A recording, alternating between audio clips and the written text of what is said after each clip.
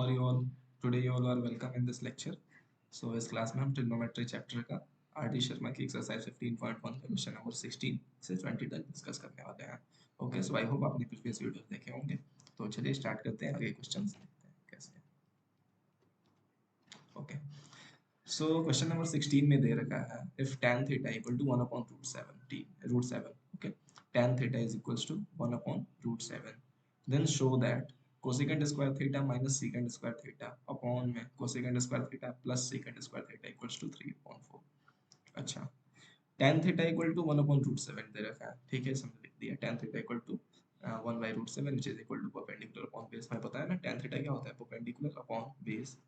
तो अगर हम कंपेयर करें चीज़ों को, न्यूमरेटर को न्यूमरेटर से कंपेयर करेंगे और डिनोमिनेटर को डिनोमिनेटर से कंपेयर करेंगे, तो एक हमारा एक प्रोपोर्शनलिटी कांस्टेंट आ जाएगा, क्योंकि 1 अपॉन रूट 7 जो है ये प्रोपोर्शन में है, डिवीजन में है, फ्रैक्शन में है. तो फ्रैक्शन का एक कांस्टेंट आ जाएगा के which is equal to perpendicular equal to k and base equal to root 7k. Here we are denoting perpendicular by p and base by b. Okay. So hypotenuse is equals to क्या होता है, hypotenuse equal to perpendicular square plus base square. Okay, we all know that base is hypotenuse equal to perpendicular square plus base square पूरी का square root. Okay, सो hypotenuse क्या हो जाएगा, perpendicular की value क्या है k, तो हमने रख दिया. बेस की वैल्यू क्या है, स्क्वायर रूट ऑफ 7k, तो 7k हमने रख दिया.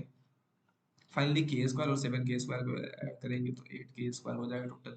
इसको अगर स्क्वायर रूट निकालेंगे तो 2 रूट 2k लिख सकते हैं ऐसे. ओके, सो कोसेकेंट थीटा क्या होता है, कोसेकेंट थीटा होता है हाइपोटेनस अपॉन बेस. हमें चाहिए क्या, कोसेकेंट थीटा चाहिए, सेकेंट थीटा, इन दोनों चीजों की जरूरत है. तो हम कोसेकेंट थीटा और सेकेंट थीटा को ऑलरेडी कैलकुलेट करके रखते हैं. ओके, तो कोसेकेंट थीटा क्या होता है, हाइपोटेनस अपॉन परपेंडिकुलर. हाइपोटेनस की वैल्यू क्या है, 2 रूट 2k अपॉन में बेस, सॉरी परपेंडिकुलर की वैल्यू क्या है k, तुमने रख दी. तो यहाँ से k से k कैंसिल हो गया आपका, तो कोसेकेंट थीटा की वैल्यू 2 रूट 2 आ गई. उसी तरह सेकेंड थीटा की वैल्यू हाइपोटेनस अपॉन बेस होती है, तो सीकेंट थीटा को मैंने रख दिया. हाइपोटेनस की वैल्यू कितनी है, 2 रूट 2. देखो यहाँ पे हाइपोटेनस कितनी है, यहाँ हमने कैलकुलेट कर नहीं, ये रहा 2 रूट 2 हमने कैलकुलेट कर रखा था, 2 रूट 2 के अपॉन में बेस की वैल्यू कितनी हो गई, रूट 7 के हमने रख दिया. तो 2 स्क्वायर रूट ऑफ 2/7 आ गया. तो अब बात करते हैं इसे प्रूफ करना है हमें. ठीक है, तो प्रूफ करने के लिए करते हैं एलएचएस हम ले लेते हैं. एलएचएस में कोसेकेंट स्क्वायर थीटा माइनस का सीकेंट स्क्वायर थीटा अपॉन में cosecant square theta plus secant square theta हमने रख दिया. कोसेकेंट थीटा की वैल्यू कितनी निकाल रखी है, 2 रूट 2 रख दिया हमने. सीकेंट स्क्वायर थीटा की वैल्यू कितनी है, 2 स्क्वायर रूट ऑफ 2/7 पूरे का होल स्क्वायर रख दिया हमने. अपॉन में वही चीज आप सम करोगे, ऐड करोगे, इसको सॉल्व करोगे, तो 2 रूट 2 का स्क्वायर कितना हो जाएगा 8, और 2 स्क्वायर रूट ऑफ 2/7 पूरे का होल स्क्वायर कितना हो जाएगा 8/7. उसी तरह अपॉन नीचे में 8 प्लस 8 है 8/7. ओके, सो 7 8 जा 56, 56 माइनस 8 इक्वल टू 48 हो जाएगा आपका. 7 8 जा 56 और 8 64 हो गया आपका. तो ये 16 से कैंसिल कर दो आप, 16 3 जा 48, 16 4 जा 64 which is equal to 3/4 which is our RHS. So in this question कुछ करना नहीं था, बस आपको tan थीटा की वैल्यू दे रखी थी. tan थीटा की वैल्यू दे रखी थी तो आप easily cosecant theta secant theta की वैल्यू कैलकुलेट कर सकते हो. कॉन्सेप्ट क्या है, tan थीटा दे रखा है, कोई भी एक ट्रिग्नोमेट्रिक रेशियो दे रखा है हमें, तो अदर ट्रिग्नोमेट्रिक रेशियोज में कन्वर्ट करना आना चाहिए.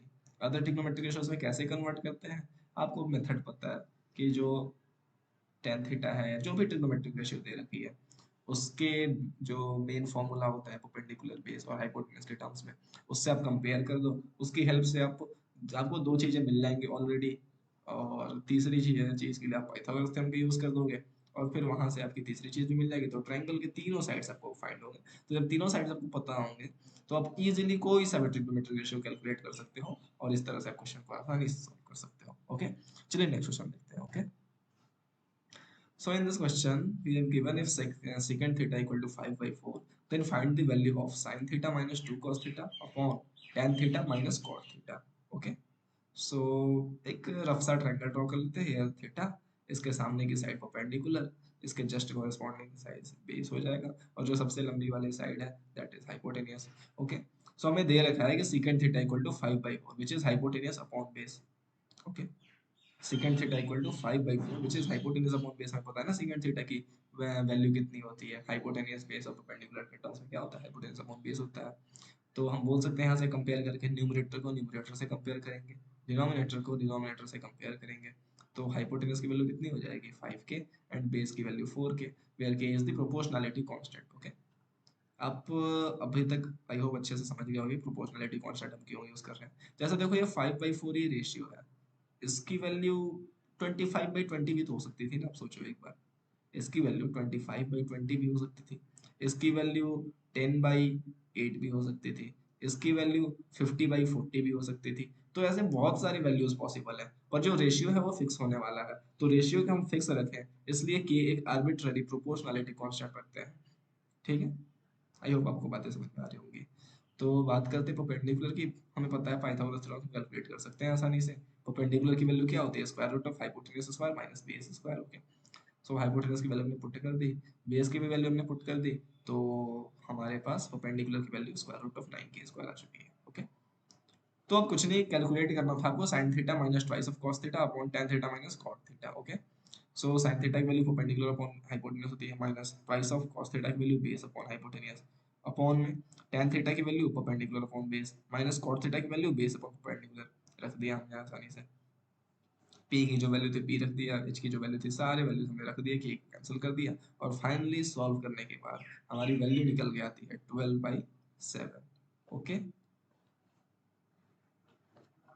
अब नेक्स्ट क्वेश्चन की बात करते हैं। दे रखा है if tan theta equal to 12/13 then find out the value of 2 sin theta into cos theta upon में cosecant square cos square theta minus sin square theta. So here we have given tan theta equals to 12/13 which is equal to perpendicular upon base. Okay, perpendicular equal to 12 के and base is equal to 13 के। क्या करा हमने, tan theta equal to 12/13 दे रखी है तो which is equal to perpendicular upon base होता है, पता है बात। न्यूमरेटर को न्यूमरेटर से कंपेयर करा, डिनोमिनेटर को डिनोमिनेटर से कंपेयर करा, और कोई पंगा ना है इसलिए हमने के को एक प्रोपोर्शनलिटी कांस्टेंट लगा दिया। ओके, तो अब आप इजीली देख सकते हो परपेंडिकुलर वैल्यू हमारे पास आ चुकी है, बेस की वैल्यू भी आ चुकी है, हाइपोटेनस निकालना है। पाइथागोरस थ्योरम का यूज करेंगे, आसानी से हाइपोटेनस की वैल्यू आ जाएगी which is equal to perpendicular square upon base square का square root, sorry square root of perpendicular square plus base square which is equal to this plus this. After solving this, we will get hypotenuse equal to square root of 313k. Okay. Now we have to calculate 2 into sin theta into cos theta upon cos square theta minus sin square. This is multiply sign. Okay.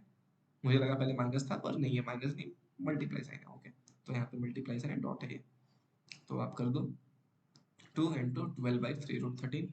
Okay, के को हम पहले ही हटा दे रहे हैं, कोई जरूरत नहीं है रखने की, क्योंकि आप रेशियो लोगे तो ऑलरेडी वो एट दैट कैंसिल ही होना है, तो कोई खास मतलब है नहीं उसका। तो साइन थीटा की value 12/3√13 sorry square root of 313 कितना है, हाइपोटेनस वैल्यू हमने निकाल रखी है, और आपकी परपेंडिकुलर वैल्यू निकाल रखी है, बेस की वैल्यू निकाल रखी है, सारे वैल्यूज हमने पुट कर दी आपको आसानी से।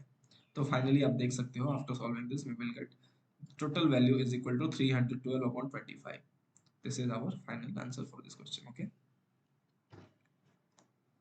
so in the next question we have given if cos theta equal to 3/5 then find the value of sin theta minus 1 upon tan theta। 1 upon tan theta क्या होता है, cot theta होता है, तो डायरेक्ट मैं यहाँ पे cot theta का फॉर्मूला यूज करने वाला हूँ upon twice of tan theta। Okay, so given in this question we have given that cos theta equal to 3/5 which is equal to base upon hypotenuse, we know this fact। Okay, we know this fact, thus base upon hypotenuse is cos theta, and we can compare here base numerator and denominator। Okay, so numerator is equal to this left hand side numerator equal to right hand side numerator, so base is equal to 3k and hypotenuse equal to 5k, where k is the proportionality constant। Again we are using proportionality constant so that we can हम सारे problems को handle कर पाए। Okay, P which is perpendicular equal to square root of hypotenuse square minus base square। Okay, hypotenuse की value 5 के हमने रख दिया माइनस बेस की वैल्यू 3 के है, सो 3 के हमने रख दिया। Finally after solving the we get perpendicular equal to 4k। Now we have to calculate sin theta minus 1 upon tan theta। Again I am saying that 1 upon tan theta is equal to cot theta होता है, तो tan theta 1 upon cot theta tan theta को directly मैं cot theta रख सकता हूँ। तो cot theta क्या होता है, बेस अपॉन परपेंडिकुलर में बेस अपॉन परपेंडिकुलर से रख, बेस की वैल्यू कितनी है 3 के, परपेंडिकुलर की वैल्यू कितनी है 4 के, तो 3/4 रख दिया हमने। ओके, sin theta क्या होता है, परपेंडिकुलर अपॉन हाइपोटेन्यूज 4/5 रख दिया हमने। Twice of tan theta, twice of tan theta की वैल्यू कितनी है, परपेंडिकुलर अपॉन बेस रख दिया हमने। Okay, so after solving this we get the value of this whole expression which is equal to 3/160। Okay, I hope you got this thing। Okay, now next question, this is the last question of this session। Okay, so sin theta equal to 3/5 given, evaluate the value of cos theta minus 1 upon tan theta upon twice of cot theta। Okay, sine theta की value 3/5 दे रखी है which is equal to perpendicular upon hypotenuse होता है, हमें पता है ये बात, पता है कि नहीं? परपेंडिकुलर अपॉन हाइपोटेन्यूज क्या होता है? साइन थीटा होता है। हमने न्यूमरेटर को न्यूमरेटर से कंपेयर करा, डिनोमिनेटर को डिनोमिनेटर से कंपेयर करा। परपेंडिकुलर की वैल्यू क्या निकल के आ गई? 3 के। हाइपोटेनस की वैल्यू क्या निकल के आ गई? 5 के क्या है? प्रोपोर्शनलिटी कांस्टेंट है।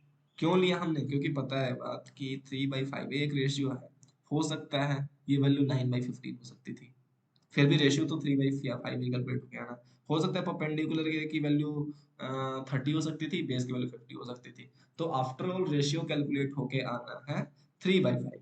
तो ये तो मैं रेशियो दे रखा है, ट्रिग्नोमेट्रिक्स क्या है? रेशियो ही तो होते हैं ना ये।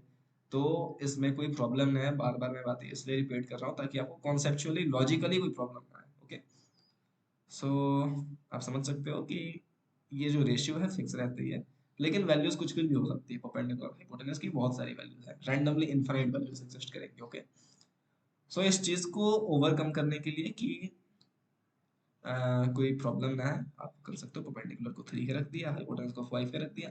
k is an arbitrary constant which is a proportionality constant। यार arbitrary constant का मतलब इसकी वैल्यू कुछ भी हो सकती है रैंडमली। k इक्वल टू 1 रखा 3/5 हो गया, k इक्वल टू 2 रखा 9/10 सॉरी 6/10 हो गया, k इक्वल टू 3 रखा 9/15 हो गया, k इक्वल टू 4 रखा 12/20 हो गया। उस तरह से आप बहुत सारी वैल्यूज कर सकते हो। Okay, so base equal to क्या होता है? Hypotenuse upon square root of hypotenuse square minus perpendicular square. So आपने कैलकुलेट करी बेस की वैल्यू 4 के।